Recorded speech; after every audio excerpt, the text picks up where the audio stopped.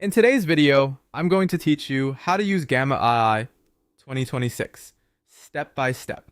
First, head to the Gamma website and log in, or create a new account if you're just getting started. Once you're on your dashboard, look for the Create New button. This is your starting point for anything you build in Gamma. Next, choose Generate with AI. If you're asked for a format, pick Website, Web Page.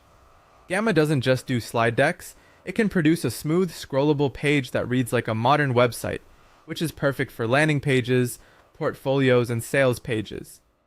Now tell Gamma what you want. Type a clear prompt describing your site's purpose and audience. For example, you could say create a landing page for a digital marketing agency, portfolio website for a virtual assistant, or sales page for an online course. The more specific your prompt is, industry, target audience, offers, and tone, the better the first draft will be. Before you generate, fine-tune the settings. Choose a tone or style such as professional, modern, or minimal. Select your preferred length, short, medium, or long, based on how much detail you want on the page. Then pick a theme to set the visual foundation. When everything looks right, click Generate. A quick tip. If you're unsure, start with medium length and a clean, readable style. You can always expand later. Gamma will produce a complete draft with sections like a hero, about, services, and a call to action, along with on-page text and an initial layout. Scroll through the entire page to understand the structure and flow, note what's working and what needs refinement. Click directly into any section to edit, update headlines and body copy, add or delete sections that don't fit, and rearrange the layout to match your priorities. Keep your messaging clear, benefit-driven, and action-oriented so visitors know exactly what to do next. Customize the design to match your brand.